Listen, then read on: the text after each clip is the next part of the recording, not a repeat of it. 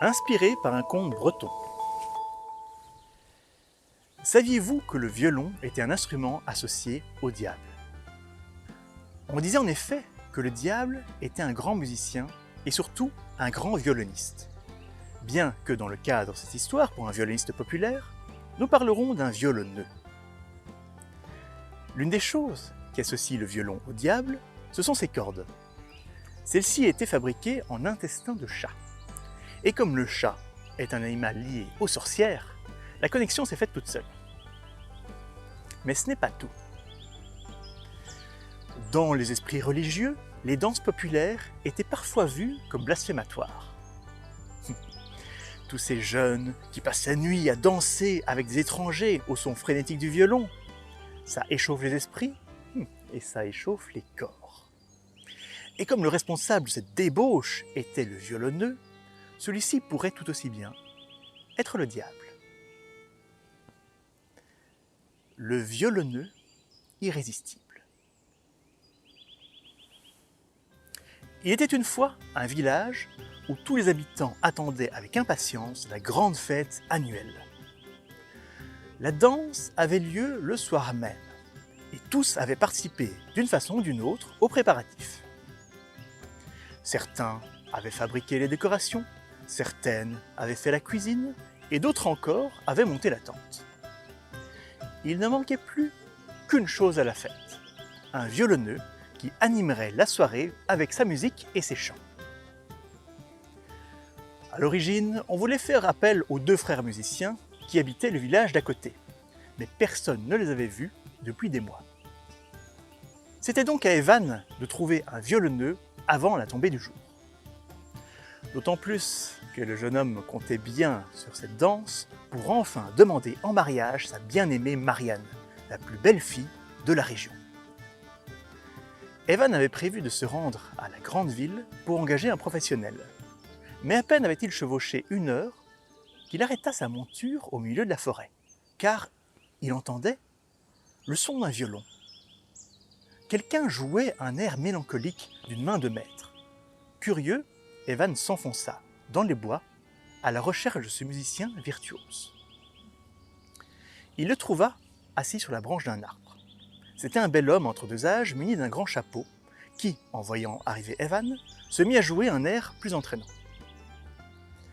Le jeune homme expliqua vite fait que la fête de son village avait besoin d'un musicien et le violonneux accepta encore plus vite de venir jouer et ce, sans même négocier sa paie. Il sauta de son arbre et ses pieds provoquèrent un claquement sourd quand ils atterrirent sur la pierre juste en dessous. Evan prépara son cheval pour un second cavalier. Cependant, le violonneux refusa de monter, expliquant qu'il n'aimait pas les chevaux et que ceci lui rendait bien. Il ajouta qu'il avait bien le temps d'ici le début de la fête et qu'il préférait marcher jusqu'au village. Voilà qui était étrange. Mais Evan lui donna rendez-vous à la fête et partit en avant. Une fois au village, il annonça la bonne nouvelle. Un violonneux animera la soirée. Tout le monde s'en réjouit. Ensuite, le jeune homme alla trouver la belle Marianne pour lui assurer qu'il serait son cavalier pour la première et la dernière danse.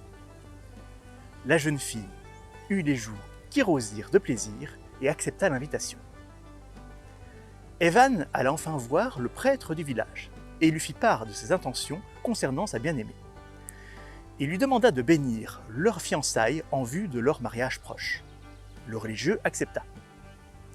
Le jeune homme était bien heureux que tout se mette ainsi en place. Malheureusement, quelque temps plus tard, à l'heure de la fête, on n'avait aucune nouvelle du violonneux. Les fûts de bière étaient déjà percés et le porc était cuit à point, mais l'air était rempli de brouhaha plutôt que de musique. Quelques villageois lançaient même des regards suspicieux à Evan, et celui-ci était bien entendu dans l'embarras. Marianne avait sorti sa plus belle robe et attirait tous les regards, mais on ne lisait aucune joie sur son visage, plutôt de la déception. Attendant avec impatience la première danse, elle sondait les ténèbres de la forêt d'où était censé venir le musicien. Quelques instants plus tard, des marchands s'en prenaient à Evan, le traitant de menteur. Même Marianne commençait à douter de ses paroles. Quand tout à coup, une musique lointaine se fit entendre. Une musique merveilleuse et enjouée s'approchait bel et bien. Le violonneux resta longtemps dans les ombres, tenant son public en haleine. Mais une fois qu'il entra dans la lumière de la première lanterne, tout le village hurla d'allégresse. Evan souffla de soulagement et Marianne sautilla de joie en frappant dans ses mains. Les habitants guidèrent le musicien qui gardait toujours les yeux sur le sol. Mais une fois que l'étranger se trouva juste devant Marianne, il s'arrêta soudainement de jouer. Il leva les yeux sur elle, la jeune fille lui sourit, il lui rendit son sourire, prit sa main et y posa un baiser. Sans un mot, le violonneux se remit à jouer et reprit son chemin. Une fois dans la tente, il sauta habilement sur un tonneau et joua encore plus vite et plus fort. Evan lança un regard inquiet à Marianne, mais il n'arriva pas à croiser le regard de la jeune fille qui fixait le musicien. Chaque habitant arrêta alors ce qu'il était en train de faire pour se trouver un ou une partenaire, et tous se mirent à danser frénétiquement. Evan se planta devant Marianne avec un maigre sourire et lui tendit la main, mais la jeune fille ne sembla pas le voir. Après une pause gênante, une autre fille du village prit la main d'Evan et l'entraîna dans la danse. Le jeune homme fut ainsi éloigné de sa belle. Quelques heures passèrent et le village semblait incapable d'arrêter de faire la fête. Evan, de son côté, avait un peu noyé sa déception dans la bière. Il regarda une fois de plus la scène au centre de la tente. Le violonneux était descendu de son tonneau et il tournait autour de Marianne qui était entraînée dans une danse endiablée. Malgré les mouvements rapides du musicien, celui-ci ne manquait aucune note et jouait toujours aussi bien de son violon. Inquiet pour sa bien-aimée, Evan alla la voir et lui dit « Marianne, ô ma Marianne, ne vois-tu pas que tu es envoûtée ? Cet étranger ne t'apportera que du malheur. Je t'en prie, prends ma main. J'ai manqué la première danse, mais peut-être m'accorderas-tu les suivantes. » Le violonneux n'intervint pas et continua à jouer avec son sourire habituel. La jeune fille, elle, se contenta d'ignorer le jeune homme et continua à danser. Evan prit alors le reste du village à partie et se mit à crier en panique. « Ne voyez-vous pas que je sois maudit ? C'est le diable que j'ai fait venir chez nous. J'ai vu ses pieds et ce ne sont pas ceux d'un homme. Il vous a tous manipulés et c'est Marianne qui en paiera le prix. Mon père, allez chercher votre eau bénite, je vous en prie. Chassez-le de notre village avant qu'il ne soit trop tard. » Le prêtre, ivre, rit de la demande d'Evan et il n'était pas le seul. Tout le monde s'amusait tellement et voyant qu'il s'agissait des paroles d'un homme jaloux, ces remarques furent accueillies par des moqueries.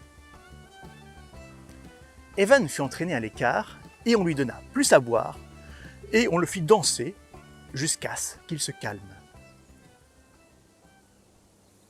Alors que minuit était passé, tous les villageois étaient écroulés d'épuisement et la plupart dormaient à même le sol. C'est dans un silence uniquement rompu par des ronflements et quelques rires que le violonneux et sa belle danseuse sortirent de la tente. Marianne n'arrivait pas à détourner les yeux du charmant étranger. Ce dernier la prit délicatement par le bras et le couple se dirigea vers la forêt. Les sons de pas de la jeune fille étaient menus et ne faisaient que peu de bruit sur la route pavée. Contrairement aux pas de son compagnon, qui n'aurait pas fait plus de vacarme s'il avait été muni de sabots.